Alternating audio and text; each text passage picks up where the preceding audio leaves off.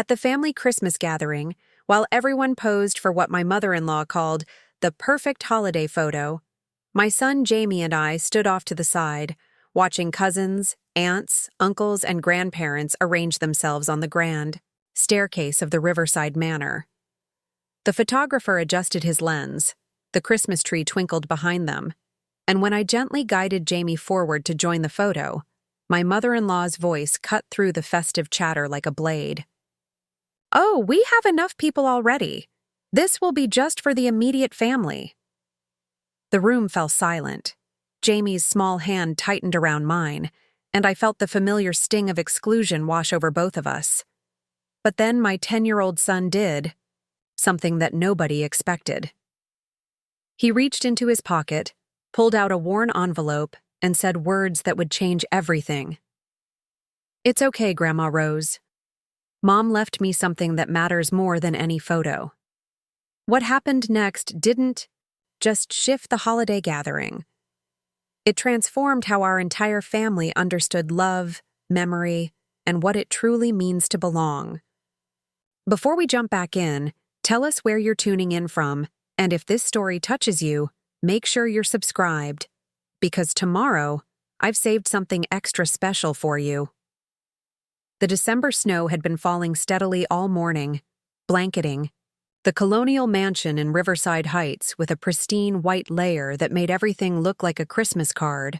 Jamie and I had driven 3 hours from our small apartment in Cedar Falls, our beat-up Honda struggling up the winding driveway, lined with towering oak trees draped in tiny white lights. The mansion, Richard's family estate, always intimidated me, even after 5 years of marriage and 3 years since the divorce. Now, as his widow, I felt even more like an outsider returning to a world that had never quite accepted me. Jamie pressed his nose against the passenger window, his breath fogging the glass as we approached the circular driveway. "Look, Mom! They have reindeer decorations on the lawn." His excitement was infectious, and for a moment, I forgot about the knot in my stomach. At 10 years old, Jamie still believed in the magic of Christmas, still hoped that this year would be different, that this year his father's family would embrace us both fully. I parked between a gleaming Mercedes and a pristine BMW, our Honda looking distinctly out of place among the luxury vehicles. The front door of the mansion was adorned with an elaborate wreath of red velvet ribbons and silver bells, and warm golden light spilled from every window. Through the large bay windows, I could see silhouettes moving about, Richard's family preparing for their annual Christmas celebration. As we walked up the stone steps, Jamie clutched a small wrapped gift he'd made himself in art class, a painted picture frame with a photo of him and his dad from last Christmas. It was one of the last photos they'd taken together before Richard's sudden heart attack in March. At 34, I'd become a widow, and Jamie had lost the father who used to sneak him extra cookies and build elaborate Lego cities on Sunday mornings. The heavy oak door opened before we could knock, revealing Richard's mother, Rose Pemberton, in her signature red Christmas blazer and perfectly set silver hair. Her smile was polite, but didn't reach her eyes, the same expression she'd given me since the day Richard first brought me home 15 years ago as his college girlfriend. "Sarah, Jamie, you made it," she said, stepping aside to let us in. The warmth of the house enveloped us, carrying the scent of cinnamon and pine, roasted turkey, and expensive perfume. "Everyone's in the main living room. We were just about to take the family photo before dinner." The main living room was a scene from a holiday magazine. A 12-foot Christmas tree dominated one corner, decorated with ornaments collected over generations of Pemberton family Christmases. Crystal glasses of champagne and sparkling cider rested on silver trays, and the grand piano held an array of perfectly wrapped gifts with elaborate bows. Richard's brother David stood by the fireplace with his wife Monica and their twin daughters, both dressed in matching green velvet dresses. His sister Patricia chatted with various aunts and uncles, all wearing variations of festive reds and greens, all looking like they belonged in this world of old money and older traditions. Jamie's face lit up when he saw his cousins, and he started toward them, but they were quickly ushered away by Monica. "Girls, come help grandmother with the photo arrangements. We want everything perfect for the Christmas card." I watched Jamie's shoulders slump slightly, and I placed a gentle hand on his back. He'd been looking forward to this gathering for weeks, talking about all the games he wanted to play with his cousins, all the stories he wanted to share about school and his soccer team. "Sarah, I'm glad you both could make it." David approached us, his tone cordial but distant. "How's the job at the library treating you?" Before I could answer, Rose clapped her hands together. "Attention, everyone! It's time for our annual Christmas photo. Jonathan is here with his equipment, and we want to get this done while the light is perfect."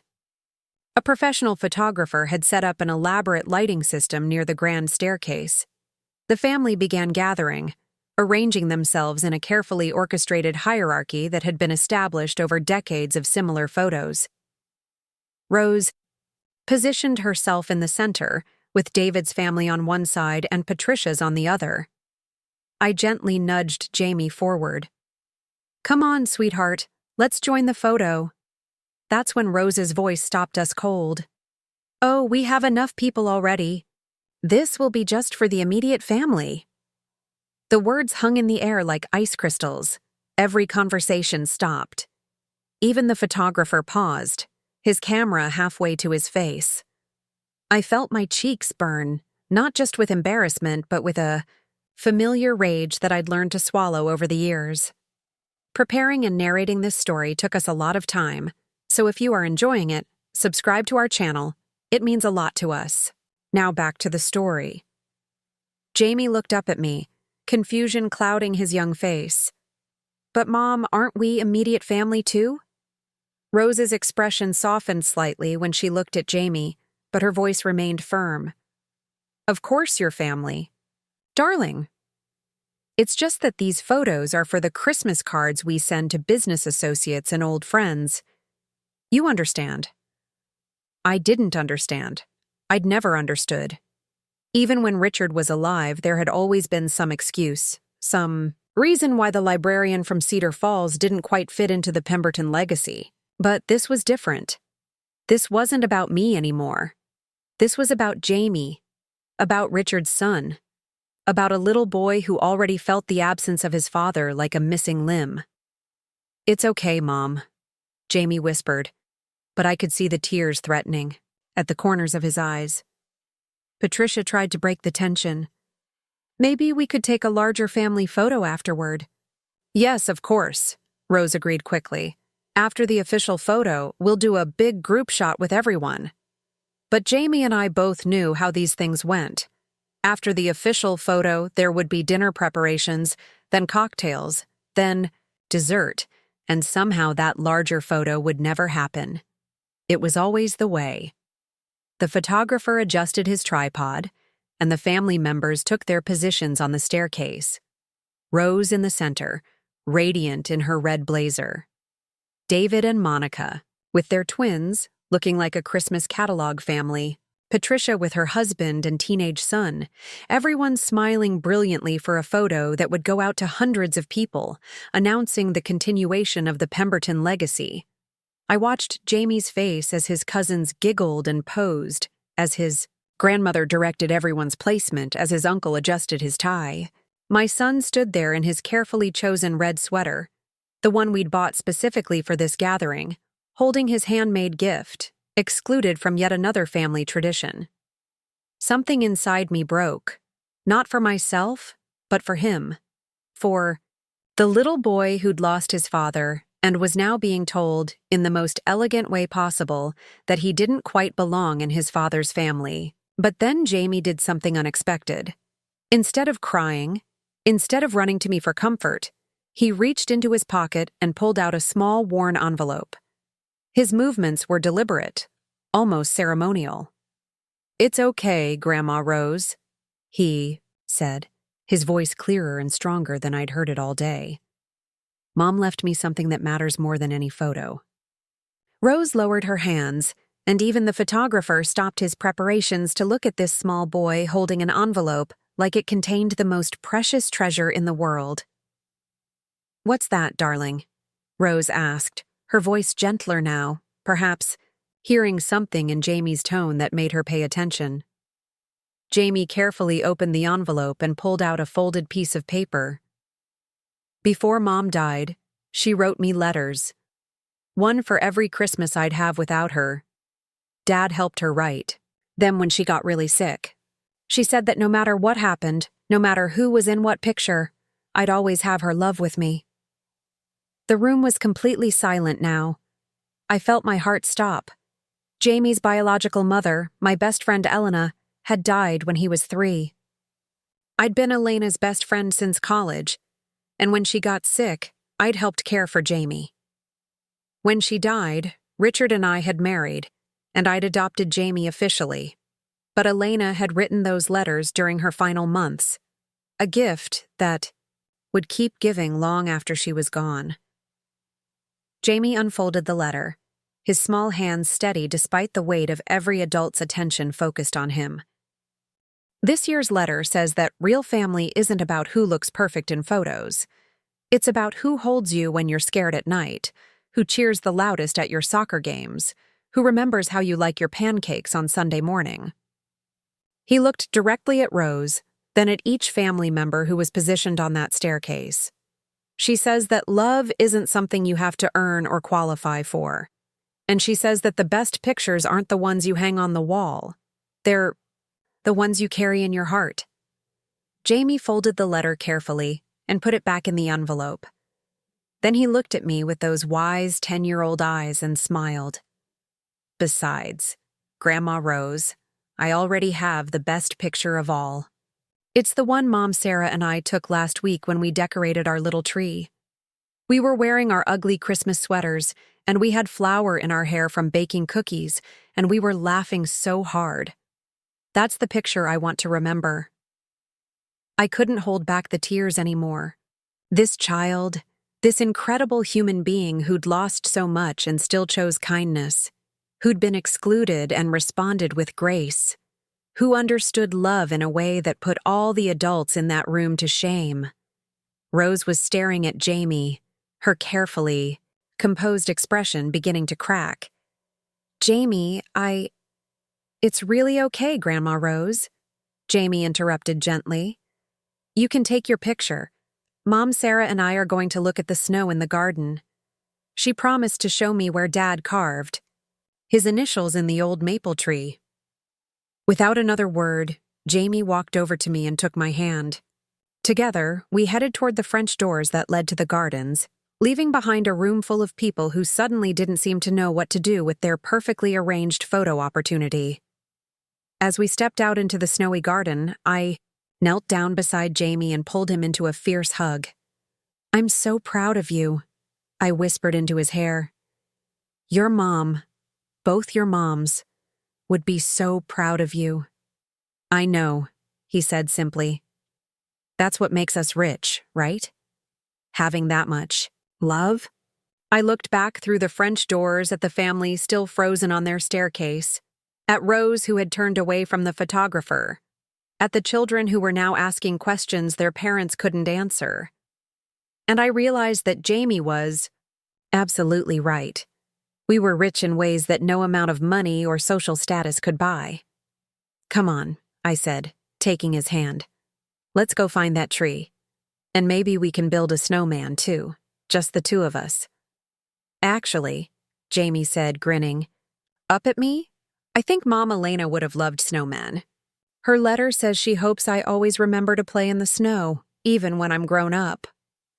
As we walked deeper into the garden, I heard the French doors open behind us. Footsteps crunched in the snow, and I turned to see Rose approaching, her red blazer bright against the white landscape. Behind her, one by one, the rest of the family followed. Rose walked through the snow with careful, deliberate steps, her heels making small indentations in the pristine white carpet. The cold had brought color to her usually pale cheeks, and for the first time since I'd known her, she looked her age, vulnerable, uncertain, human.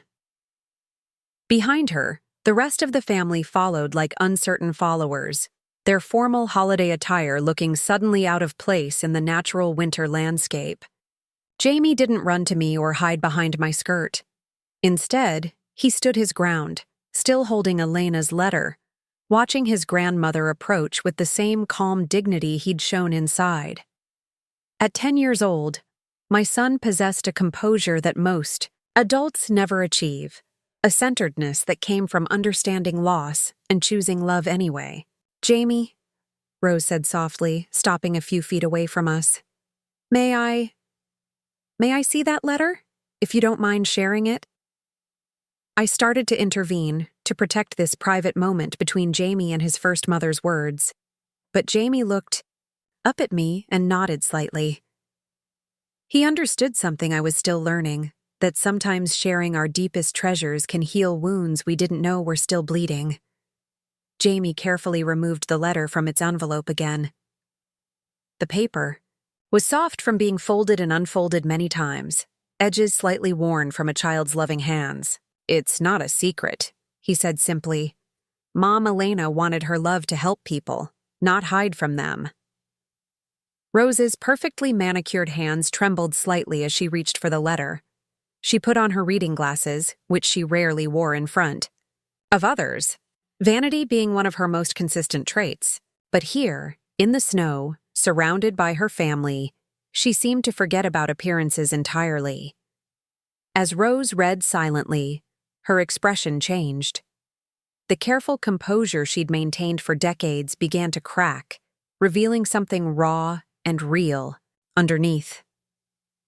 David moved closer to read over her shoulder, then Patricia joined them. Soon the entire family was huddled together, passing around Elena's words like a sacred text. "She writes about the year Jamie was born," Rose whispered, her voice catching. "About how Richard would sing to him in the middle of the night when he couldn't sleep. About how they'd stand at the window together, watching the sunrise. And Richard would tell him stories about all the adventures they'd have when he got bigger." Patricia wiped her eyes, smearing her carefully applied mascara. "I'd forgotten how Richard used to do that with our kids, too. He'd make up these elaborate fairy tales where they were the heroes." David cleared his throat, clearly emotional. "She mentions the games Richard invented. Remember the one where we'd all pretend to be different animals? Even Mom would play sometimes." Rose looked up from the letter, her eyes bright with unshed tears. "She says here that family isn't about blood or money, or who gets included in photographs. She says family is about who chooses to show up, day after day, especially when it's hard." Jamie nodded solemnly. "Mom Elena got really sick when I was little, but she made sure to write down everything she wanted me to know. Dad helped her with some of them because her hands would get too tired to write. She wanted to make sure I'd always have pieces of her love, even when she couldn't be there to give them to me herself." Monica, David's wife, who had always been particularly cold to me, stepped forward. "Jamie, I owe you an apology.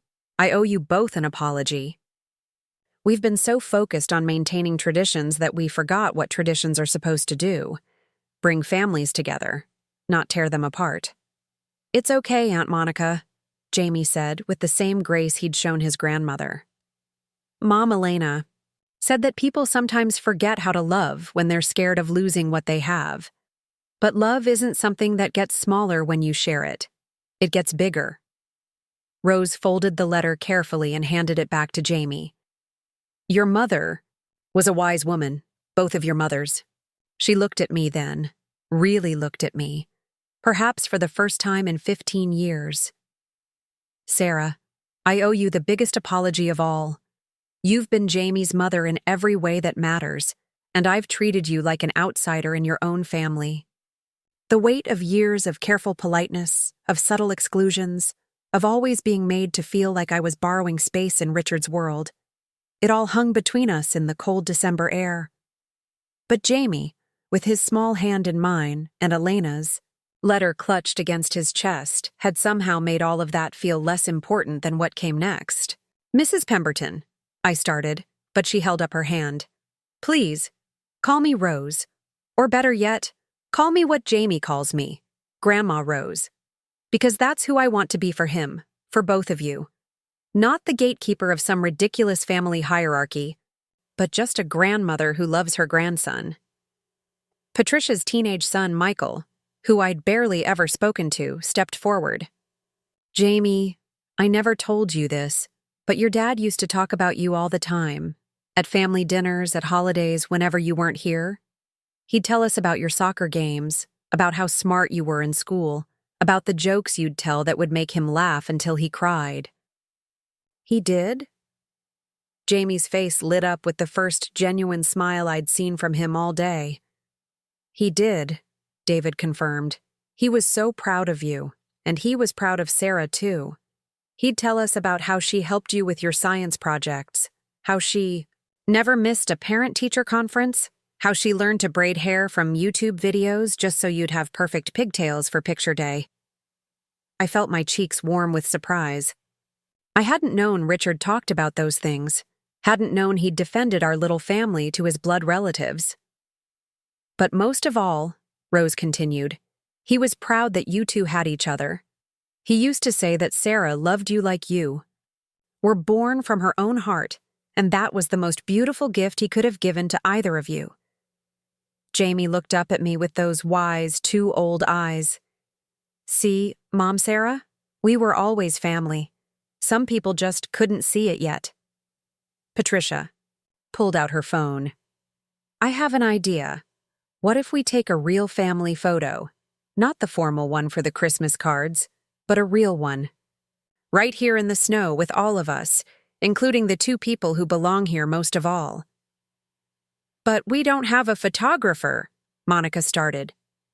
We don't need one, Michael interrupted. We have phones. We have each other. We can take turns. Make sure everyone's included. And so, in the snow-covered garden of the Pemberton family estate, surrounded by ancient oak trees and rose bushes sleeping under winter's blanket, we took photographs. Not perfect, posed pictures destined for Christmas cards, but real ones. Pictures of Jamie throwing snowballs at his cousins. Pictures of Rose teaching him how to make snow angels, her red blazer standing out like a cardinal against the white. Pictures of the whole family building a snowman together, everyone contributing something. Patricia's scarf, David's hat, Monica's expensive leather gloves that she didn't hesitate to sacrifice for the cause. But the most important picture wasn't one we took with our phones. It was the one we all carried in our hearts afterward. The one of Jamie in the center of it all. Elena's letter still in his pocket, surrounded by a family that had finally remembered how to see him, and me, clearly. As the afternoon wore on, as the formal Christmas dinner became a casual feast with snow-damp clothes and messed-up hair, as the rigid traditions gave way to something warmer and more real, I watched Jamie transform. Not just from a excluded little boy to an included family member, but from someone bearing the weight of loss to someone celebrating the abundance of love he'd always had. During dinner, Rose asked Jamie to read more from Elena's letter. With his permission, he shared passages about finding joy in small moments, about the importance of chosen family alongside biological family, about how love transcends death and continues to shape us long after someone is gone. Elena sounds like she was an extraordinary woman, Rose said quietly. She was, I confirmed. She taught me about the kind of mother I wanted to be. She showed me that love isn't about being perfect. It's about being present. I'd like to hear more about her, Patricia said. I realize I never really asked about Jamie's first mom. I'd like to know the woman who shaped this remarkable boy. And so Jamie told them stories about Elena's terrible cooking that somehow always tasted perfect because it was made with love, about how she'd dance around the kitchen while making breakfast, singing off-key pop songs, about how she taught him that it was okay to cry, that tears were just love with nowhere else to go. She sounds like someone I would have liked to know, Rose admitted. I regret that pride kept me from embracing the people she loved most. As Christmas Day turned into Christmas evening, as the family slowly began to pack up and prepare for their journeys home, something had fundamentally shifted. Not just in how they saw Jamie and me, but in how they saw themselves. Elena's letter had reminded them of Richard, not the heir to the Pemberton legacy, but the father who made midnight bottles and told silly stories and loved without condition. Before we left, Rose pulled me aside. "Sarah, I want you to know that this house, Richard's room, the family photos on the mantel, this is your home too. It always has been. I just forgot that for a while. We don't need the house to feel at home," I told her honestly, "but we'd love to visit more often. Jamie deserves to grow up knowing all the parts of his heritage. And I deserve to know my grandson better, and my daughter-in-law too." Daughter-in-law. In 15 years, she'd never called me that. I had always been Richard's friend, or later Jamie's mother, or just Sarah. But never daughter-in-law, never family. As we loaded our beat-up Honda with leftover cookies and gifts, as Jamie hugged his cousins goodbye and promised to video call them during winter break, as Rose stood in her doorway waving until we were out of sight, I realized that Elena's letter had done more than comfort Jamie. It had revealed a truth that had been there all along. We were family, and we always had been. The drive home was different this time. Jamie chattered excitedly about his cousins, about the snowman, about how Grandma Rose promised to teach him how to make her famous hot chocolate next time we visited. But during a quiet moment, he said something that broke my heart in the best way possible. "Mom Sarah, do you think Mom Elena knew this would happen? When she wrote the letter, do you think she knew it would help everyone remember how to be a family?" I glanced at him in the rearview mirror, this extraordinary child who'd handled exclusion with grace and inclusion with humility. "I think your mom Elena understood something very important about love, Jamie. I think she knew that real love has a way of bringing people together, even when they think they're too different or too proud or too set in their ways." "Maybe that's her Christmas gift to all of us," he said thoughtfully, "helping us remember that love is bigger than any photo, any house, any tradition. Love is just love, and it's everywhere if you know how to look for it." As we pulled into our small apartment complex, as we climbed the stairs to our modest, two-bedroom apartment with its tiny Christmas tree and mismatched decorations, I felt richer than I had ever felt in my life. Not because we'd finally been accepted by the Pembertons, but because Jamie had shown all of us, including me, what real wealth looked like. That night, as I tucked Jamie into bed, he asked if he could keep Elena's Christmas letter on his nightstand. "I want to read it again tomorrow," he said, "and maybe the next day too. Not because I'm sad, but because it makes me happy. It reminds me how lucky I am to have so much love from so many moms."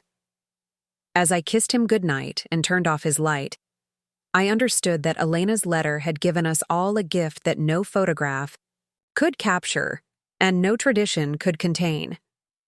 It had given us permission to redefine family on our own terms, to choose inclusion over exclusion, to remember that love is not a finite resource, but an infinite one that grows stronger when it's shared.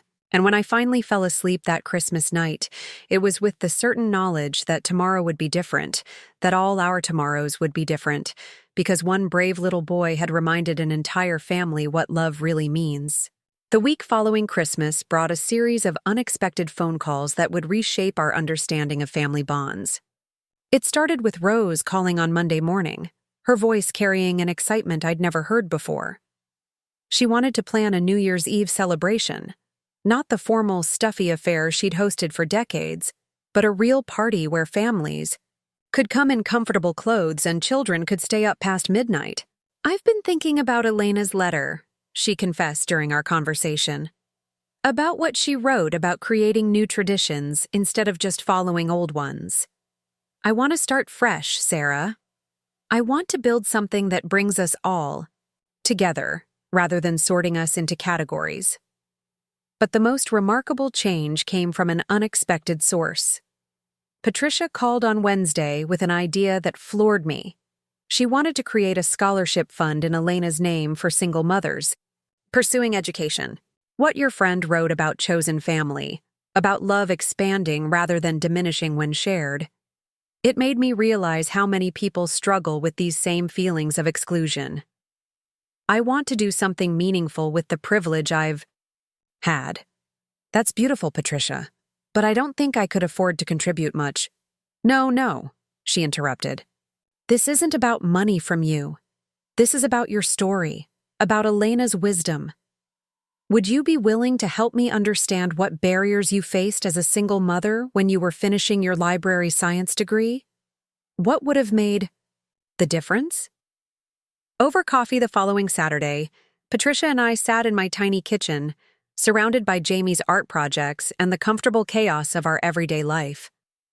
As I shared my experiences, working 3 part-time jobs while Richard encouraged me to finish school, studying in the hospital waiting room during Elena's chemo treatments, writing papers at midnight after Jamie had fallen asleep, Patricia took careful notes, her usual polished demeanor replaced by genuine engagement.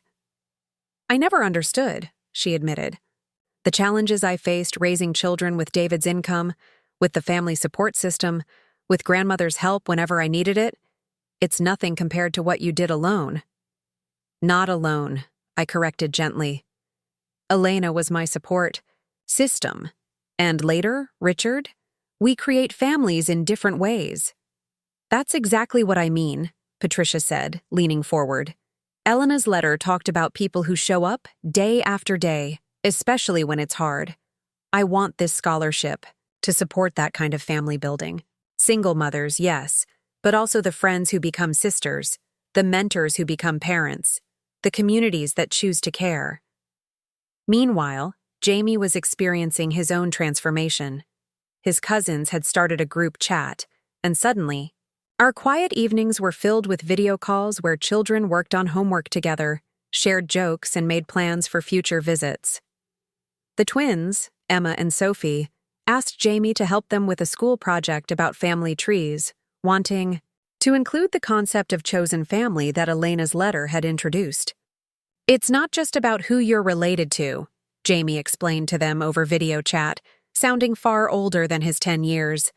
It's about who chooses to love you and who you choose to love back. Mom Elena always said that family trees should look more like forests, lots of different trees sharing roots underground, helping each other grow.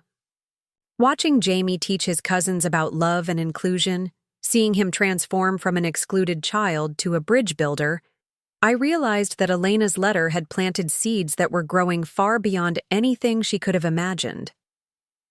The scholarship fund idea gained momentum quickly. David offered the foundation's legal expertise.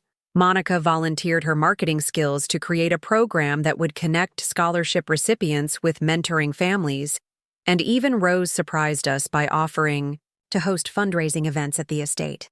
I've spent so many years hosting parties that were really about showing off, Rose confided during one of her now regular phone calls. I'd like to host gatherings that actually matter, that build something instead of just maintaining something. By mid-January, we had our first scholarship recipients. Maria, a young mother of 2, pursuing a nursing degree while working nights at a diner. Jennifer, whose husband had died in Afghanistan, returning to school for teaching certification. Anita, who'd left an abusive marriage and was studying computer programming with her 3-year-old daughter in daycare. At the first mentoring dinner, held at Rose's mansion but transformed into something warm and welcoming, I watched Jamie move through the crowd with remarkable confidence. He gravitated toward the children, creating an impromptu play area in what had once been the formal parlor. When 3-year-old Lily clung shyly to her mother Anita's leg, Jamie sat on the floor at her level. My mom has a letter from my other mom who died, he told her matter-of-factly. She wrote about how everyone needs people who choose to love them extra. Want to help me build this castle? We can make it for people who feel scared to have a safe place. Watching Lily's face light up as Jamie included her in his elaborate Lego construction, I saw Elena's wisdom continuing to ripple outward. These weren't just financial scholarships. They were investments in the understanding that family takes many forms and support can come from the most unexpected places. The real test came in March, on the anniversary of Richard's death. In previous years, Jamie and I had spent this difficult day quietly, just the two of us, managing our grief in small, private ways. This year, Rose called a week beforehand. "I know this day is hard for both of you," she said gently. "I was wondering if you'd let us be there with you. Not to intrude on your grief, but to share it. Richard was my son, but Jamie is my grandson. And you're my family. We should face hard days together." Instead of the somber memorial service Rose had originally suggested, we created something different. Jamie suggested we plant a tree in the mansion's garden, something that would grow and provide shade for future family gatherings.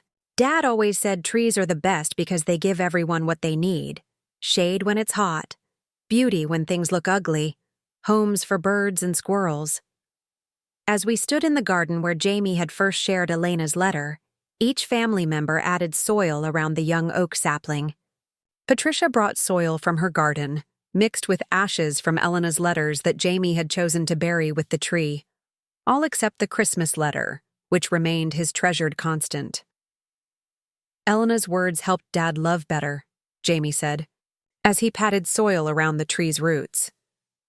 "And Dad's love helped all of us learn how to love better. Now this tree will grow and help other people. And that's how love works. It just keeps going and going." David's daughters, now 11 and close friends with Jamie despite their age difference, created a small ceremony of their own. They buried wishes written on biodegradable paper around the tree's base, wishes for their cousin, for their new scholarship family members, for their grandmother who was learning to hug more. The transformation in our family dynamics became most apparent during spring break, when all the cousins gathered at the mansion for what had become a tradition they called cousin camp. Instead of formal activities planned by adults, the children created their own adventures. They built forts that spanned multiple rooms, created elaborate treasure hunts, and established a kindness council, where they planned surprise acts of kindness for family members and scholarship recipients. "Last year I was bored and kind of lonely during spring break," Michael, now 15, admitted, as we watched the younger kids perform a play they'd written about a superhero whose power was making excluded people feel welcome. "This year I look forward to cousin camp more than anything. Jamie changed how we all think about being together." But perhaps the most meaningful transformation was in Rose herself. She began attending the monthly scholarship family dinners, not as the lady of the manor presiding over charity, but as a grandmother sharing stories and listening to others. She learned to cook simple meals, practiced playing board games, and discovered that her fancy dining room worked just as well for homework help sessions as it did for formal entertaining. During one such evening, as scholarship recipient Maria's 6-year-old son taught Rose how to play Pokemon cards, Rose caught my eye across the room. "You know, Sarah, I thought I understood family legacy. I thought it was about maintaining standards, preserving traditions, keeping certain people in, and others out. But Jamie's right. It's about growing something that keeps giving to more and more people." The Pokemon lesson was interrupted by the arrival of unexpected guests. 3 of Jamie's classmates appeared at the door with their parents, all carrying sleeping bags. It turned out Jamie had invited them for what he called a kindness sleepover, teaching his school friends about chosen family by including them in our extended family celebration. "Jamie said you have the coolest family because they don't care about being perfect, they just care about being real," explained his friend Marcus, whose single father looked overwhelmed by the welcome he received. Watching Rose and Patricia help 8 children set up sleeping bags in the living room, seeing Monica teaching them how to make friendship bracelets, observing David telling ghost stories that were scary enough to be exciting, but gentle enough that no one would have nightmares, I realized how completely Elena's letter had transformed not just our holiday gathering, but our entire understanding of what family could be. The evening culminated with Jamie asking if he could share Elena's Christmas letter with his friends. "Not the whole thing," he clarified. But the part about love growing bigger when you share it. I think they need to know that. As 10 children and 8 adults gathered in a circle on the living room floor, Jamie read, "Real family isn't about who looks perfect in photos. It's about who holds you when you're scared at night, who cheers the loudest at your soccer games, who remembers how you like your pancakes on Sunday morning. That's how I know Mom Sarah is my real mom too," Jamie added, looking at me with such love it took my breath away. "And how I know all of you are my real family, because you remember the little things that matter." Later that night, after the children had finally fallen asleep in their fort of blankets and pillows, the adults sat in the kitchen sharing stories over tea and leftover birthday cake. Rose looked around the table, at Patricia showing photos of the scholarship recipients' children, at David and Monica planning summer activities for all the kids, at me feeling more at home in this kitchen than I ever had before. "Elena's letter saved us," Rose said quietly. "Not just from that moment at Christmas, but from years of missing out on this. On real relationships, real joy, real family." "Jamie saved us," I corrected. Elena gave him the words, but Jamie had the courage to share them when it mattered. Most. "No," said a small voice from the doorway. Jamie stood there in his pajamas, having slipped away from the children's pile in the living room. "We all saved each other. That's what Mom Elena meant. Nobody saves anybody all by themselves. Love is a team sport." And with that wisdom delivered in the matter-of-fact way only children can manage, he padded back to rejoin his cousins and friends, leaving us adults to marvel at how much our lives had changed, because one little boy chose to share his treasure instead of hiding it. As I eventually carried my sleeping son to the guest room that night, he murmured against my shoulder, "Mom Elena was right. Love really does keep getting bigger. Do you think she knows how big it got?" Looking around at the mansion filled with children's laughter, at the scholarship families who'd found belonging, at the relatives who'd discovered that inclusion felt better than exclusion, I whispered back, "I think she knows exactly how big it got, honey. And I think she's proud of how you helped it grow." The next morning brought one final surprise. Rose had framed Elena's Christmas letter and hung it in the main hallway, right next to generations of formal family portraits.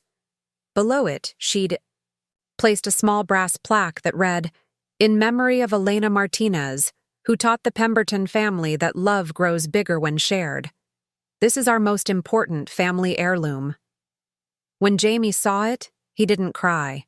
He smiled that radiant smile that had first melted his family's defenses and said, "Now everyone who comes here will know about Mom Elena's kind of love.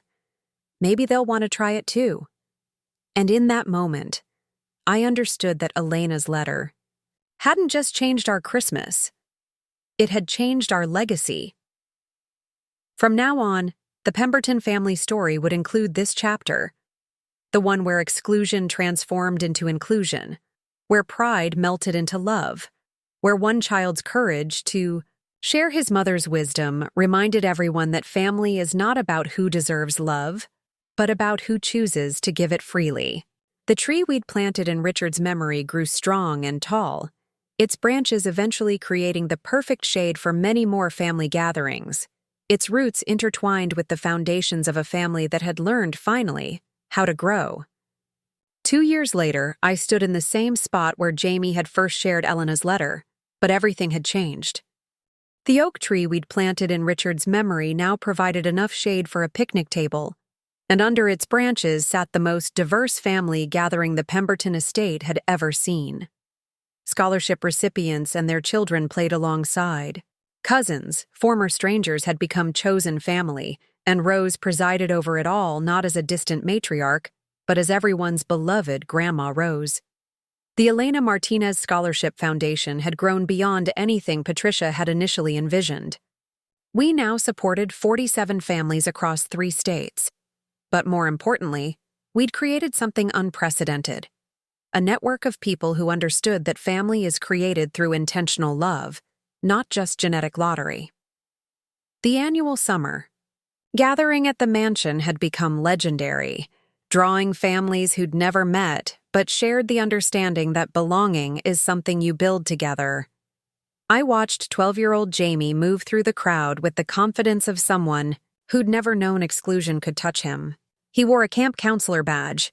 He'd started a summer program that paired scholarship children with mentor kids from traditional families, teaching them outdoor skills while building bridges between different worlds. "Mom, Sarah, come meet the new families," he called out, waving me over to where a group of children were engaged in what appeared to be an intense strategy session around a giant chessboard Rose had installed in the garden. Among them sat Chen, a 9-year-old whose mother Lu was pursuing her medical degree after fleeing domestic violence. Chen spoke both Mandarin and English to the other children, naturally becoming a bridge between Ashley, a scholarship recipient's daughter who was deaf and communicated in sign language, and the twins, who were learning ASL to include her in their conversations.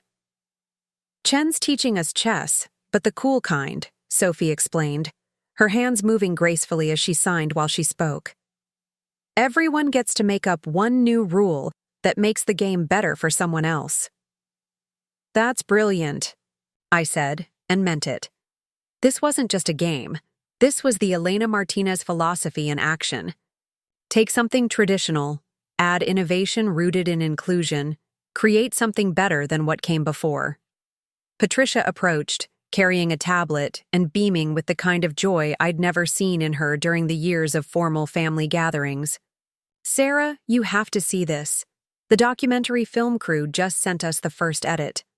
6 months earlier, Patricia had commissioned a documentary about our foundation, initially intended for donor presentations.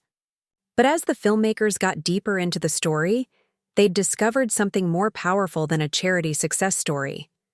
They'd found a blueprint for how families, communities, and society itself could transform through the simple act of choosing inclusion over exclusion. The film opened with Jamie reading Elena's letter on that snowy Christmas afternoon 2 years ago, his young voice carrying wisdom beyond his years. But it didn't stay there. It followed the ripple effects. Maria had graduated nursing school and now worked in pediatric oncology, specifically choosing to support single mothers navigating their children's cancer treatments. Jennifer had become a teacher and created an anti-bullying program based on Elena's principles about expanding family circles. Anita had launched a nonprofit connecting female domestic violence survivors with tech industry mentors. "Look at this part," Patricia said, advancing to a scene that made my throat tighten with emotion. It showed Rose in her kitchen, not the mansion's formal kitchen, but the newly renovated family kitchen, teaching a cooking class to scholarship recipients. She wore an apron covered in flour, laughing as 5-year-old Destiny climbed on a stool to help stir cookie dough.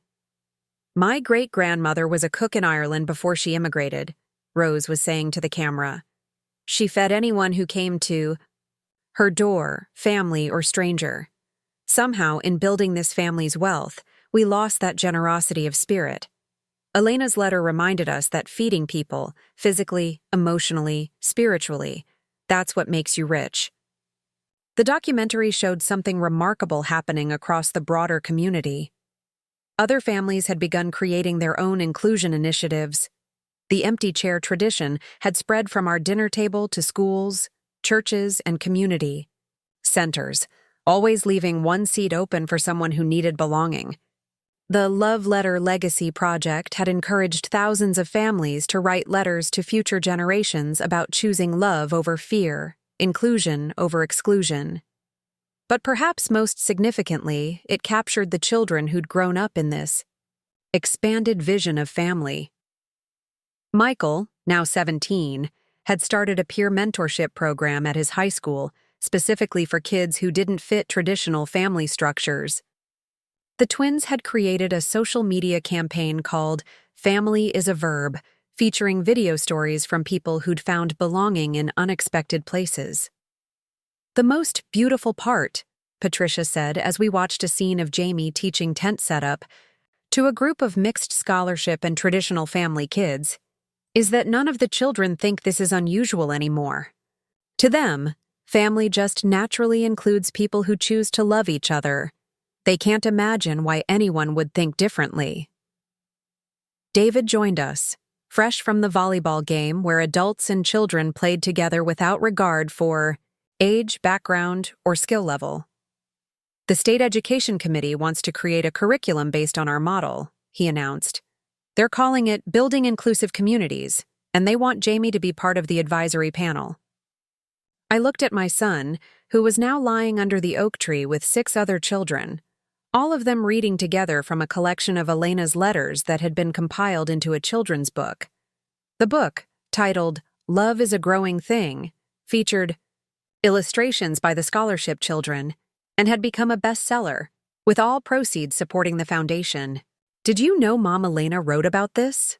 Jamie was saying to his audience of mixed ages and backgrounds. She said that sometimes the best way to honor someone who died is to help other people live better. That's why we keep sharing her letters, not because we're sad, but because we're happy. Her love keeps working even though she's not here to do it herself. 8-year-old Marcus, whose father had been overwhelmed by our family's welcome 2 years ago and had since become one of the foundation's volunteer coordinators, raised his hand like he was in school. "Jamie, does your mom Elena's love ever run out? Like if we keep sharing it with more and more people?" Jamie sat up, his expression serious in the way children get when they're about to share important truth. "You know how when you light one candle from another candle, the first candle doesn't get dimmer? Mom Elena's love is like that. The more we share it, the brighter everything gets. And the coolest part is that everyone who gets some of it becomes like another candle, sharing it with more people." I felt a hand on my shoulder and turned to find Rose standing beside me, her eyes bright with tears she wasn't trying to hide. "You know what I realized yesterday?" she said quietly. "For 30 years, I hosted Christmas photos that I thought would preserve our family legacy. Hundreds of formal pictures that hang in hallways, gathering dust, reminding us of how things used to be. But that one day when we were excluded from the photo, that was the day our real legacy began." She gestured toward the scene before us, children of every background learning from each other, adults who'd become family through choice rather than blood, teenagers mentoring younger kids not because they had to, but because they wanted to. "This is our legacy now. Not stiff photos in formal frames, but living connections that keep growing." Monica approached with her own announcement. "The publishing house wants to expand Elena's letters into a series, not just the children's book, but guides for educators, for family therapists, for community leaders. They're calling it the Elena Martinez Collection, Letters on Living with Open Hearts. And," David added with a grin, "they want Sarah to be the primary editor and co-author, adding her own insights as the mother who raised Elena's son and built this community." The idea both thrilled and terrified me. For so long, I'd seen myself as simply the keeper of Elena's wisdom, the mother who happened to be in the right place at the right time. But as I looked around at what we'd built together, this beautiful, chaotic, inclusive family that kept expanding to welcome anyone who needed belonging, I realized that Elena's letters had been the seeds, but we'd all been the gardeners. That evening, as families began gathering their tired children and loading cars with leftover food and new friendships, Jamie made an announcement that surprised everyone, including me. "Next year, I want to do something special for the 3rd anniversary of the letter," he declared, standing on the porch steps where family members had once been excluded from photos. "I want to find Mom Elena's other friends, people she might have written letters to, and invite them to join us. I want to see how many families her love touched." Rose clasped her hands together. "Oh, Jamie, that's a wonderful idea. I'll help. You research. We can reach out through social media, through the foundation newsletter.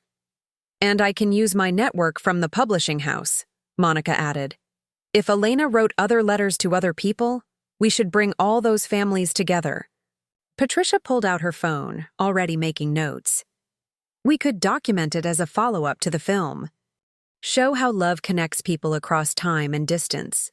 Not just our family, but all the families Elena touched. As plans took shape around us, I found myself thinking about Elena in her final months, weak from treatment, but determined to leave. Pieces of her love scattered like seeds across the years. Had she imagined this? Had she foreseen that her words would grow into a movement? That her son would become a bridge builder? That her letters would touch strangers who'd become family? Later that night, after everyone had gone home and the mansion had settled into peaceful quiet, Jamie and I sat under the oak tree reviewing the day. He pulled out the original Christmas letter, now carefully preserved in a protective sleeve, but still read regularly. "Mom Sarah, what do you think would have happened if I hadn't shared the letter that day?" he asked. "If I'd just kept it private, would things have changed anyway?" I considered the question seriously, as I always did with Jamie's thoughtful inquiries. "I think Elena's wisdom would have changed you no matter what, honey. But I think sharing it, choosing to be vulnerable when you were hurting, choosing to offer love when you were receiving rejection, that's what changed everyone else." "It was scary at first," he admitted. "I almost didn't do it. But then I thought about what Mom Elena wrote about courage not being about not feeling scared, but about choosing love even when you are scared. And look what that courage created," I said, gesturing toward the space where dozens of families had spent the day together. "Every scholarship, every friendship, every person who feels like they belong. It all started with you being brave enough to share something precious." Jamie leaned against my shoulder, comfortable in that way children are with parents they trust completely. "Do you think when I grow up and have kids, they'll think this is normal? Having families this big and mixed up and wonderful?" "I hope so," I said, kissing the top of his head. "I hope they can't imagine families being any other way." As we sat in comfortable silence, fireflies began to blink among the trees, and I thought about the miracle of that Christmas afternoon when my son's courage had transformed rejection into blessing. Elena's letter had been the catalyst, but Jamie's willingness to share it had been the spark that ignited everything else. The next morning brought an email that would set the next chapter of our story in motion. A woman named Rebecca Wong from Seattle had seen the documentary preview online. She'd been Elena's college roommate, and she too had received letters. Letters Elena had written to her children she might never have. Letters about building inclusive communities. Letters about love that transcends traditional boundaries. "I've been saving them for when I felt ready to honor Elena's memory," Rebecca wrote. "After seeing what your family has built, I think that time has come. Would you be interested in connecting her extended chosen family?" Reading that email aloud to Jamie at our small kitchen table, I watched his face light up with the same excitement he'd shown as a toddler discovering that seeds became flowers. "Mom Sarah, it's happening exactly like Mom Elena said it would. Love really is a growing thing, and it never stops." That afternoon, as I called Rebecca and learned about Elena's other letters, other friends, other seeds of wisdom planted in other hearts, I understood that we weren't just preserving Elena's legacy. We were living it. Every family that joined, our foundation. Every child who learned that belonging is a choice rather than a birthright. Every adult who discovered that family can be built rather than just inherited was proof that love truly does grow bigger when it's shared.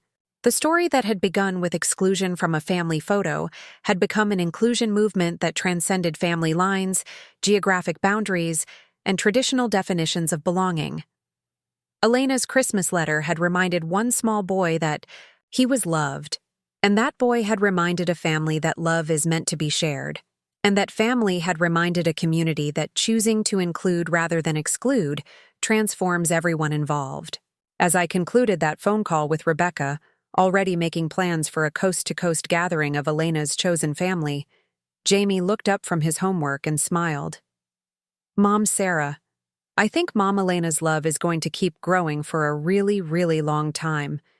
And watching the sunset paint golden light through the windows of our modest apartment, surrounded by photos from our expanded family gatherings and shelves full of letters from scholarship recipients who'd become like relatives.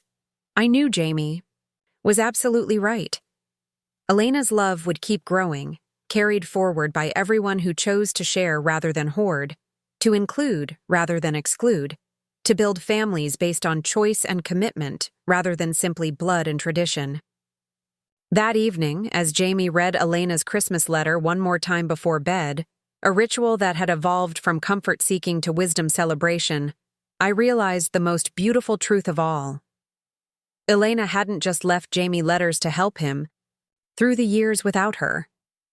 She'd left him a blueprint for living that would help countless others through their years of needing to belong. And tomorrow, we'd keep building on that blueprint. One welcome, one conversation, one act of inclusion at a time. Because that's what love does when it's truly understood. It creates more love, builds more family, and ensures that no one has to face the world's exclusions alone. The last thing I heard before falling asleep that night was Jamie whispering to Elena's photo on his nightstand. "Thank you, Mom Elena. Your love really did change everything. And it's still changing everything. I love you too." And in that whispered gratitude, I heard the promise that would carry us forward. Love shared becomes love multiplied. Families built on choice endure beyond blood ties, and sometimes the most powerful legacy begins with the courage to offer kindness in moments of rejection. Elena's letter had transformed a Christmas exclusion into a lifetime of inclusion. Her son had ensured that transformation would ripple outward far beyond anything she could have imagined.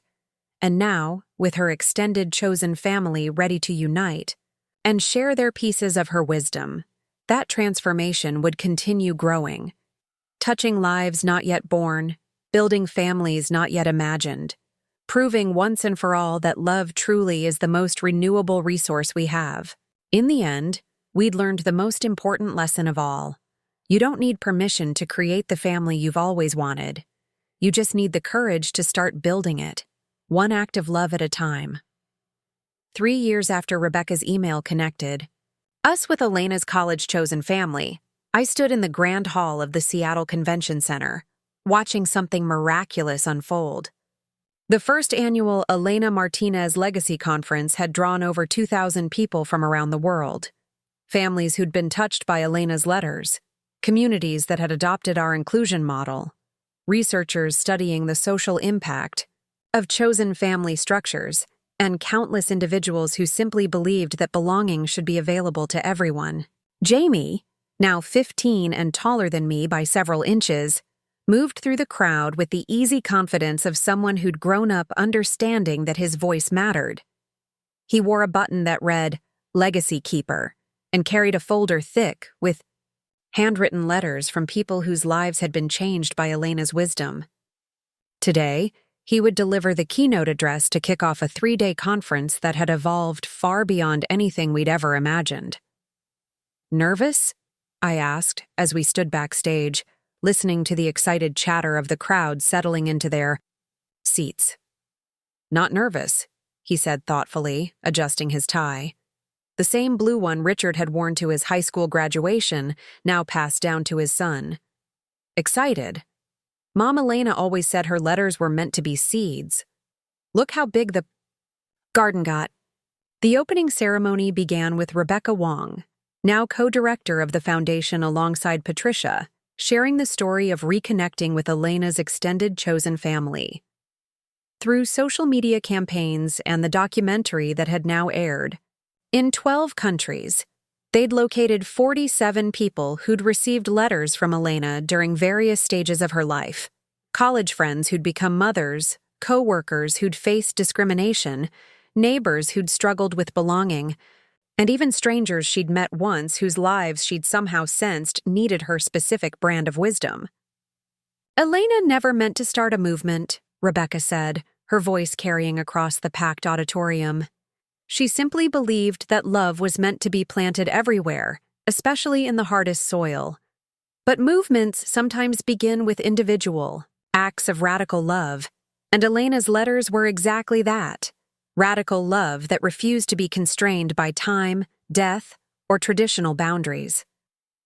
When Jamie took the stage, the applause was thunderous. But what struck me most was the quality of attention in the room, not the polite focus of adults humoring a teenager, but the eager engagement of people who recognize that wisdom doesn't have an age requirement. I want to start by sharing something Mom Elena wrote that didn't make it into any of the published collections, Jamie began, his voice strong and clear. He pulled out a small, folded piece of paper, one of the letters Elena had written for him to read when he turned 15. She wrote, "By the time you read this, my love will have traveled farther than I ever could.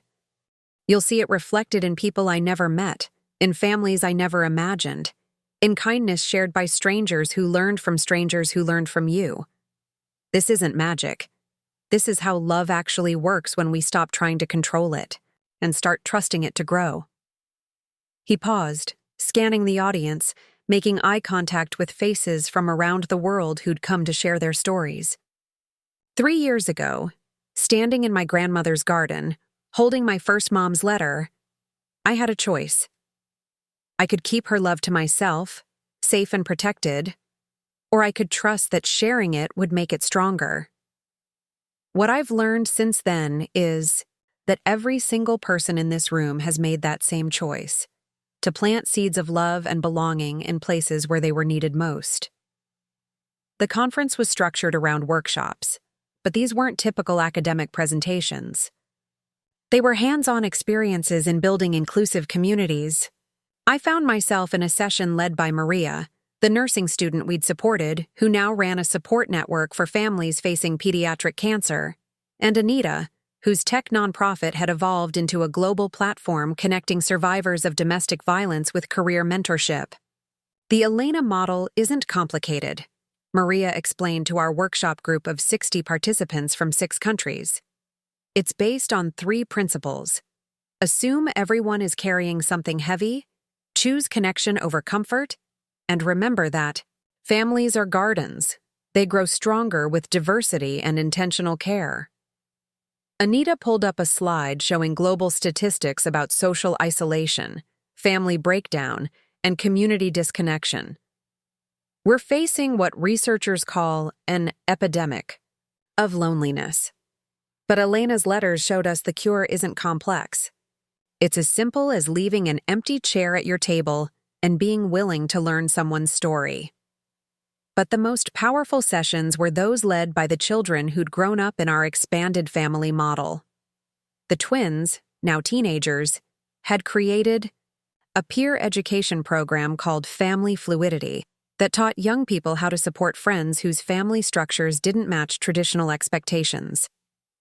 Michael, about to start college, had developed a mentorship matching system that paired first-generation college students with academic families, who provided both practical and emotional support throughout their education. I used to think having a perfect family meant having parents who never fought, siblings who always got along, and relatives who always included you, shared Ashley, the scholarship recipient's daughter who'd been learning sign language. Now fluent in 3 languages, including ASL, she'd become an advocate for inclusive communication. But Emma Elena's letters taught us that perfect families don't exist, only families that keep choosing to love each other through imperfect moments. The second day of the conference featured what organizers called living legacy presentations.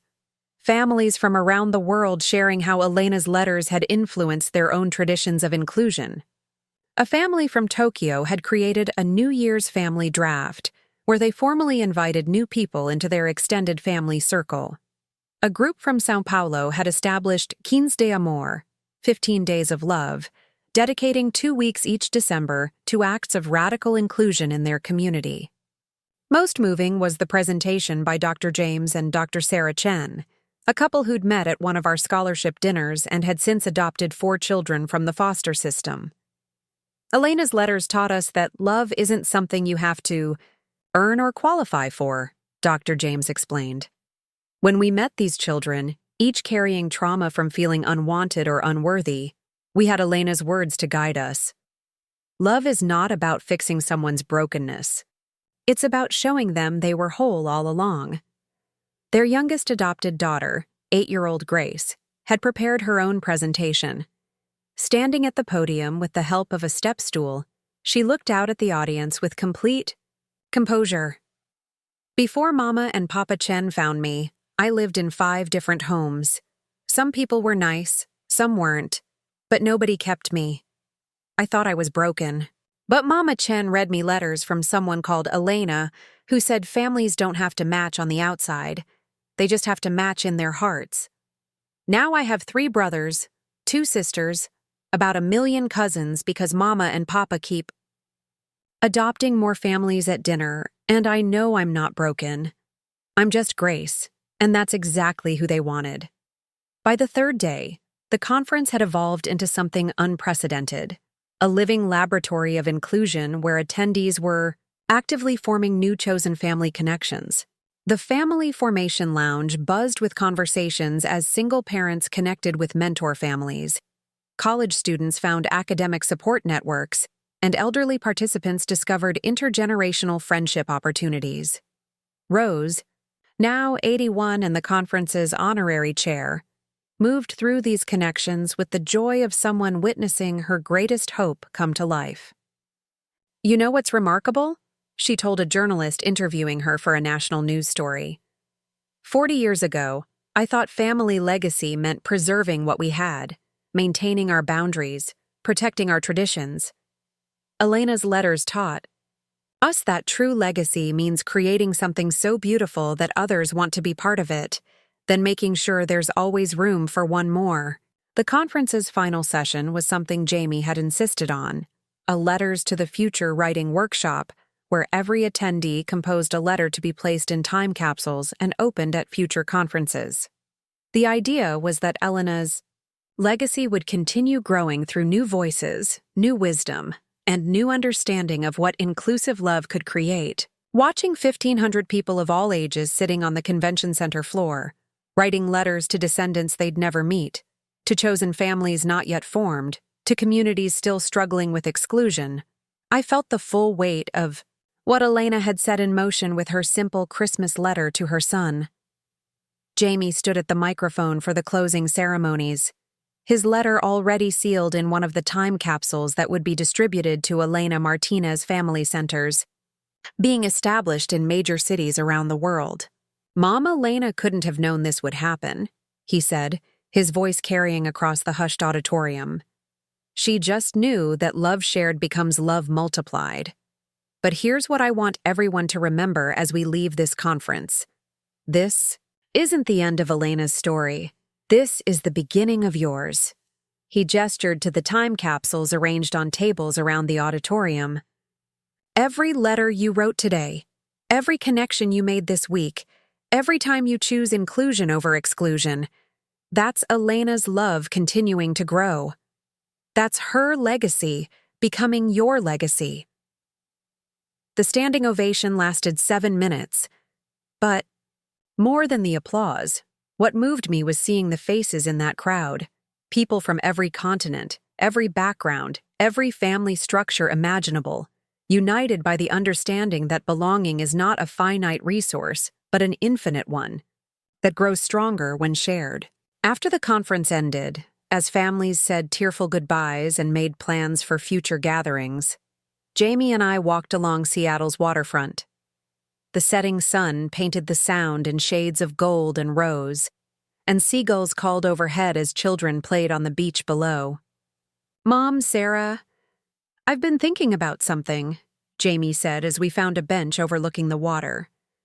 "Remember when I was little and I used to worry that sharing Mom Elena's letter would make it less special to me?" "I remember," I said, thinking of that scared 10-year-old who'd clutched his letter like a lifeline. It's funny how wrong I was. The more people who know Mom Elena's love, the more special it becomes. It's like... He paused, searching for the right metaphor. Like how stars don't get dimmer when more people look at them. They just light up more of the sky.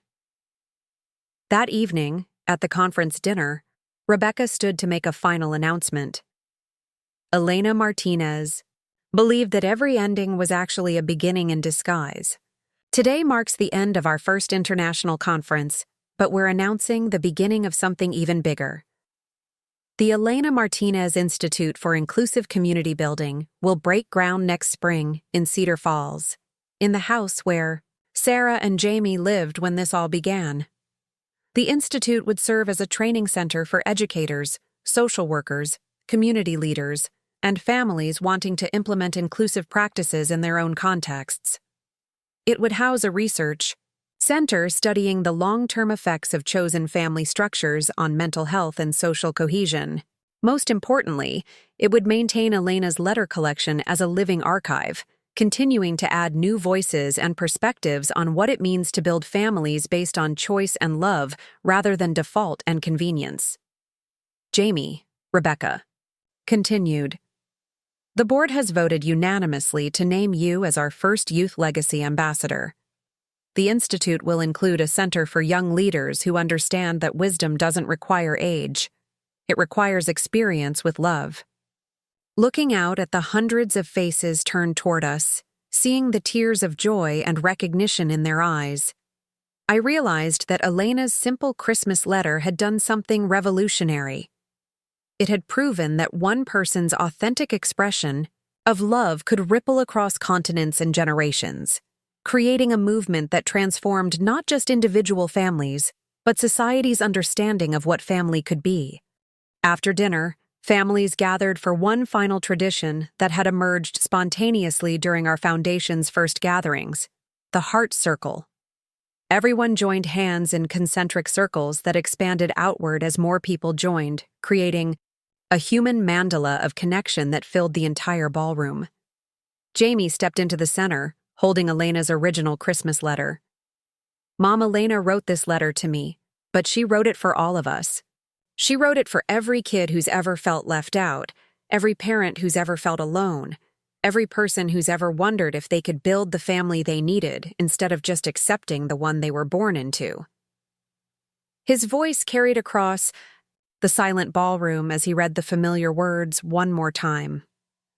Real family isn't about who looks perfect in photos. It's about who holds you when you're scared at night, who cheers the loudest at your soccer games, who remembers how you like your pancakes on Sunday morning. Love isn't something you have to earn or qualify for. And the best pictures aren't the ones you hang on the wall. They're the ones you carry in your heart. The silence that followed was not empty, but full of understanding, full of connection, full of the kind of love that Elena had written about, the kind that grows bigger when shared. As the conference ended and families made their way back to homes around the world, I knew Elena's legacy was secure not in museums or monuments, but in the living, breathing families that continued to choose inclusion over exclusion, love over fear, connection over comfort. Jamie and I were among the last to leave, walking through the empty convention center where 24 hours earlier, 2,000 people had gathered to celebrate the radical idea that family is something you build, not something you're born into. You know what the best part of all this is? Jamie asked as we waited for our taxi to the airport. What's that, honey? Mom Elena's story isn't finished yet. Every person who is here this week will go home and create their own version of this. And their kids will grow up thinking this is normal. Thinking that, of course, families include people who choose each other. Of course, love grows bigger when you share it. Of course, there's always room for one more. Flying home that night, looking down at the lights of cities where Elena's letters were now being read in dozens of languages, I understood that we'd witnessed something historic. Not just a conference, but the documentation of a cultural shift that had been growing quietly for 15 years. A shift toward understanding that love is not scarce but abundant, that families are not fixed but fluid, that belonging is not about meeting other people's criteria, but about creating spaces where everyone can show up authentically. The plane descended toward our home airport as dawn broke across the horizon, painting the sky in shades of hope. Jamie had fallen asleep against my shoulder, Elena's letter carefully tucked in his jacket pocket where it had lived for 15 years. Tomorrow, we'd return to our regular lives. he to his sophomore year of high school, me to my work at the library and with the foundation. But we'd return changed, carrying the energy and connections of hundreds of families who'd reminded us that Elena's vision was not just possible but actively happening around the world. As I touched down in the place where it all began, I whispered a prayer of gratitude to Elena, wherever she was. Thank you for trusting us with your love. Look how far it traveled. Look how many hearts it found. Look how much family it built. And I knew, with the certainty of someone who'd watched love work miracles for 15 years, that this was just the beginning.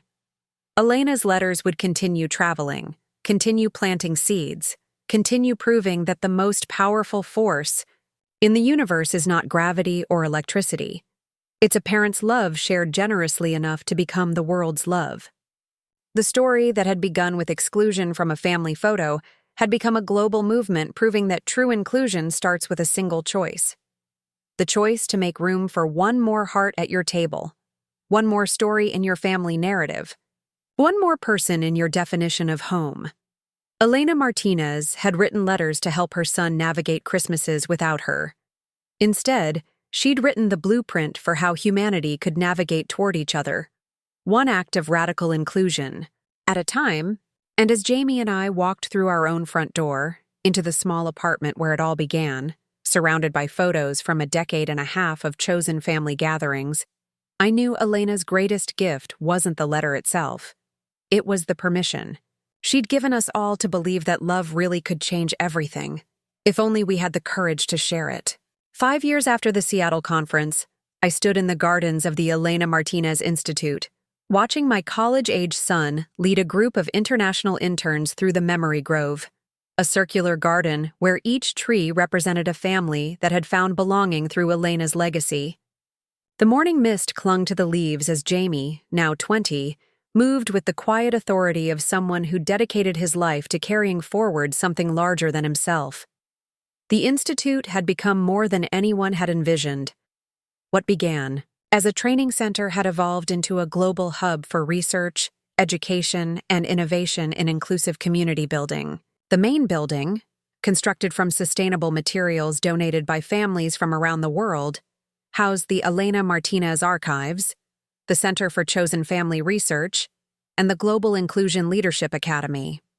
But the most remarkable space was the Living Letters Gallery, where Elena's original correspondence was displayed alongside thousands of letters written by people whose lives had been transformed by her words. The gallery wasn't a static museum, but a dynamic, evolving collection that grew daily as new stories arrived from every corner of the earth. Today marked a special milestone. The Institute was unveiling the Elena Martinez Global Network, a digital platform connecting over 1 million people across 6 continents who'd been touched by her philosophy of radical inclusion. More than just social media, it was a comprehensive system for matching people who needed family with those who had room in their hearts, for connecting communities working on inclusion initiatives, and for sharing resources that helped build chosen families across cultural and geographic boundaries. Jamie approached where I stood watching the sunrise paint the garden in shades of gold. He wore the simple blue blazer that had become his signature. Not designer, but well-made, professional, yet approachable. In his hands, he carried a letter-sized package wrapped in brown paper and tied with string. "Mom, I wanted to share this with you first," he said, his voice carrying a mix of excitement and reverence. "It arrived yesterday, and it's extraordinary." He handed me the package, and as I unwrapped it, I found a thick envelope marked, "To Jamie Martinez Thompson, from Elena Martinez. To be opened on your 20th birthday." Inside was not just a letter, but a small journal bound in soft leather, every page filled with Elena's careful handwriting. "She wrote a whole book," I whispered, tears blurring my vision. "A whole book for you." "Not just for me," Jamie corrected gently. "This is meant to be shared. Look at the title page." I opened to the first page and read aloud. "A Guide to Growing Love, 20 Lessons for Building Families, Communities, and a More Inclusive World." For Jamie, who will carry these words further than my voice could ever travel. For Sarah, who made my son into the man I dreamed he'd become. And for everyone who believes that love is not a limited resource, but an infinite one that multiplies when shared. The journal contained 20 chapters, each beginning with a personal letter to Jamie, but expanding into broader lessons about creating inclusive communities. Elena had somehow anticipated that her son would become a teacher, a leader, a bridge builder, between worlds. She'd written not just parental advice, but a comprehensive philosophy of how love could heal divisions and build connections across all the barriers that separate people. Jamie, I said, overwhelmed by the foresight and love contained in those pages. This isn't just a gift to you. This is Elena's final contribution to the movement she started. This is the foundation for everything we're building here. The interns gathered around us, drawn by the energy of discovery. Among them was Yuki from Japan, whose grandmother had been inspired by Elena's letters to create inclusive senior housing communities. Miguel from Colombia, who'd developed conflict resolution programs based on Elena's writings about chosen family, and Amara from Kenya, who was researching how traditional African concepts of extended family aligned with Elena's philosophy of radical inclusion. Dr. Martinez Thompson, Yuki said formally, then caught herself and smiled. Sorry, Jamie. Old habits. What did your first mother write about? Jamie opened to a random page and read, Love is like water. It takes the shape of whatever container it's in, but it never loses its essential nature. A family shaped by choice rather than chance isn't weaker than a traditional family. It's often stronger because every day its members choose to stay, choose to love, choose to build something together. Amara leaned forward, her eyes bright with recognition. That's exactly what my grandmother always said about our village families. Love that is chosen is love that endures. As word spread through the Institute about Elena's journal, people gathered from every department. Researchers left their studies, teachers interrupted their classes, and families visiting the Institute arrived at the garden, all drawn by the sense that something significant was happening. Dr. Patricia Pemberton Stevens, now the Institute's director, arrived carrying a laptop and looking uncharacteristically flustered. Jamie, Sarah, you need to see this. The moment news of Elena's journal hit social media, we've been flooded with messages.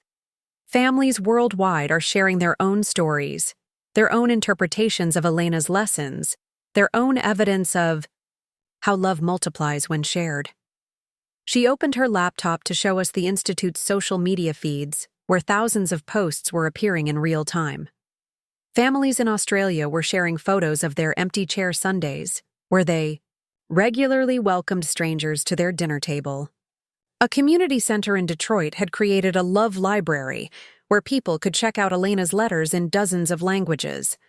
A group of teenagers in Sweden had started a movement called Family by Choice Day, where young people could formally declare non-biological family members and celebrate those relationships. But this is the one that gave me chills, Patricia said, navigating to a video post from Rose, now 86 but still sharp as ever. In the video, she stood in the mansion's main hall where Jamie had first been excluded from the family photo. The space had been transformed into a welcoming center for newly immigrated families. 20 years ago, Rose said to the camera, I thought family was about maintaining traditions, about keeping certain people in and others out. Elena's letter taught all of us, that the best traditions are the ones that help more people belong, not fewer. This house once represented exclusivity. Now it represents inclusion.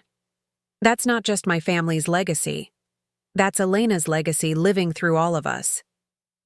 The video had been viewed over 2 million times and had sparked a global conversation about how families and communities could transform spaces of exclusion into spaces of welcome. Jamie closed Elena's journal and looked out over the gardens where dozens of people were now gathering, all carrying their own stories of chosen family, all connected by the threads of love that Elena had helped them see and strengthen. "Mom." "Sarah," he said quietly. "I think it's time." I knew what he meant. For 5 years, he'd been preparing for this moment. The formal launch of the Elena Martinez Global Inclusion Initiative, the most ambitious project the Institute had ever undertaken. The initiative would establish inclusion centers in 100 cities worldwide, each one adapted to local culture and needs, but all sharing the core principle that every human deserves to belong somewhere. Within hours, the garden had filled with hundreds of people, not just Institute staff and visiting families, but representatives from UN agencies, education ministries from around the world, leaders of major nonprofits, and technology innovators who'd traveled here for the launch. But the most honored guests were the scholarship families who'd been part of our story from the beginning. Maria, now head of pediatric nursing at a major hospital, had brought her teenage daughter who was planning to study social work. Chen and Liu had driven from their new home in Denver, where Liu practiced family medicine, and Chen, now a college freshman, studied international relations with a focus on refugee family reunification.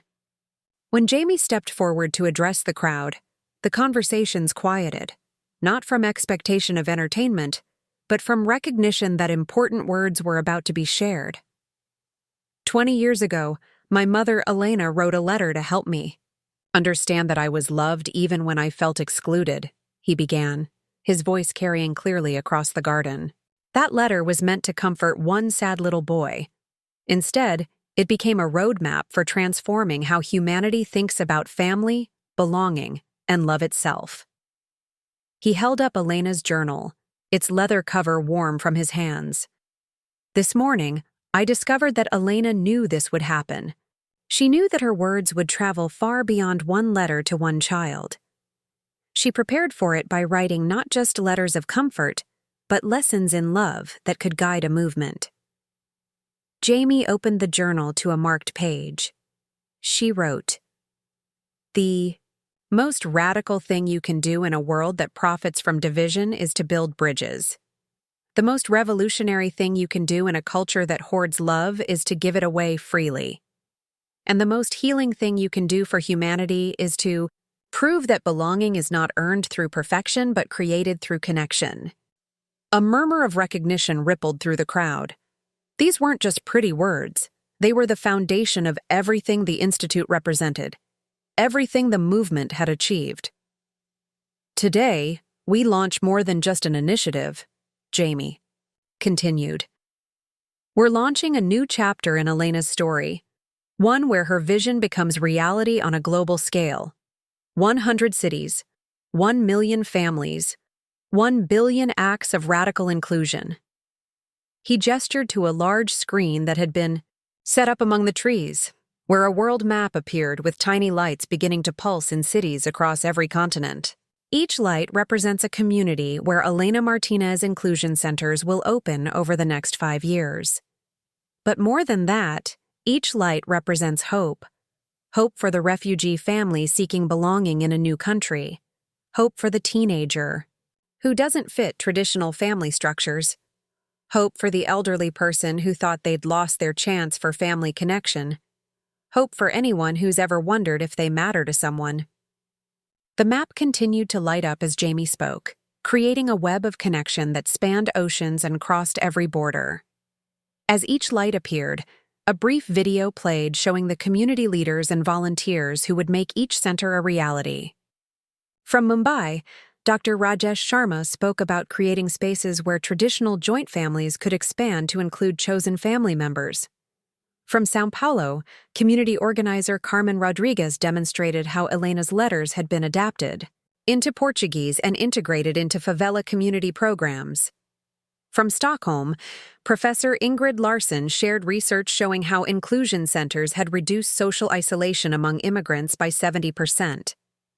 But perhaps most moving was the message from Cedar Falls Mayor, standing in front of the small apartment building where Jamie and I had lived when this all began.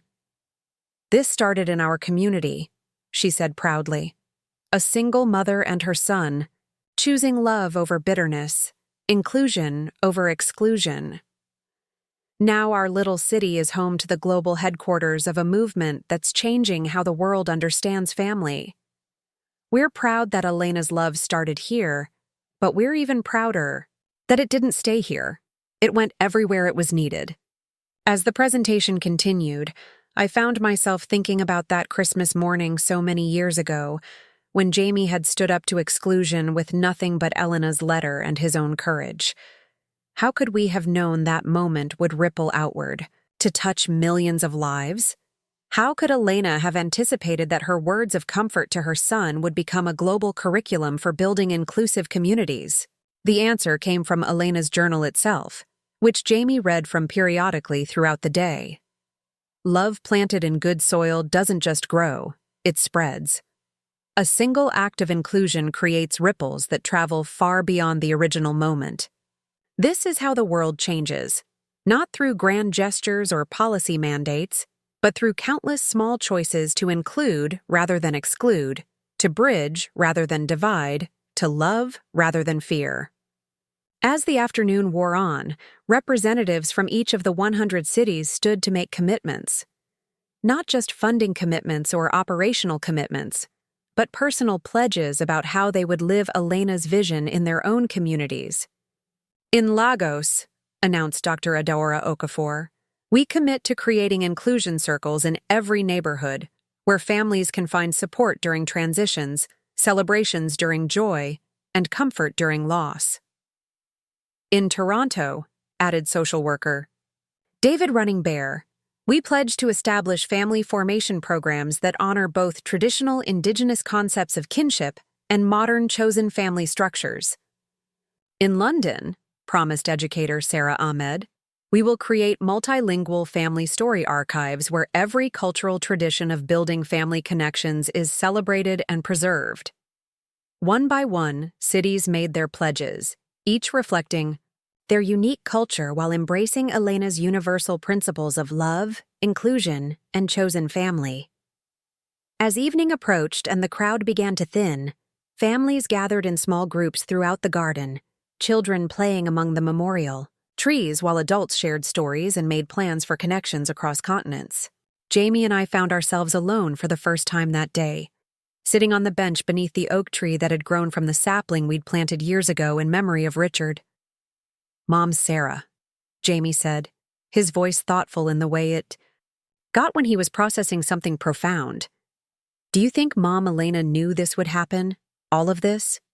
I considered the question, thinking about Elena's journal, about her foresight in writing not just letters of comfort, but lessons for leadership, guidelines for building a movement. "I think Elena knew that love shared creates more love," I said. "Finally. I think she knew that you would grow up to be someone who could carry her vision forward. But I don't think even she could have imagined this scale, this reach, this impact." Jamie smiled, pulling Elena's original Christmas letter from his pocket, still traveling with him everywhere, even now that he had an entire journal of her thoughts. She wrote something in the journal about that. She said, "I cannot imagine all the places my love will travel through my son, but I trust that it will go wherever it's needed most." Love has its own intelligence, its own way of finding the hearts that need it. As the stars began to appear above us, as families from around the world said their goodbyes and made plans to return to their communities with new tools for building inclusion, I understood that we'd witnessed something unprecedented. We'd seen a single woman's love for her child transform into a global movement for human connection. We'd watched a 10-year-old's courage to share a letter grow into an international network of families choosing love over fear, inclusion over exclusion, connection over isolation.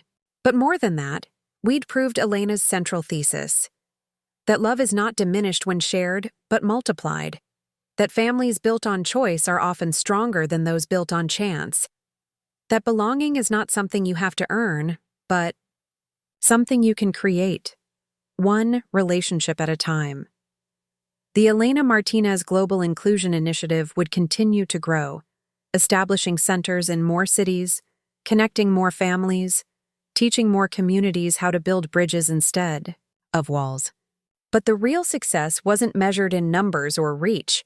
It was measured in the countless moments when someone who felt excluded would find belonging, when a family would expand their table for one more, when a community would choose welcome over wariness. That night, as Jamie and I prepared to leave the garden where so much had begun and so much had been launched, he handed me Elena's journal. "I want you to have this," he said. "Not forever, but for now. You've been carrying her love forward for 20 years. You deserve to hear her words directly." I accepted the journal with trembling hands, feeling the weight of Elena's love, her wisdom, her continued presence in our lives.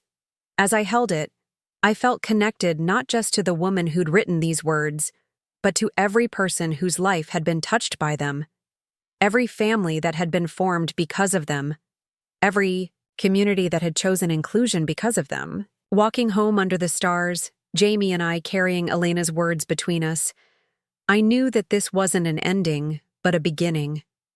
Tomorrow, children would be born into families that understood love as choice rather than chance.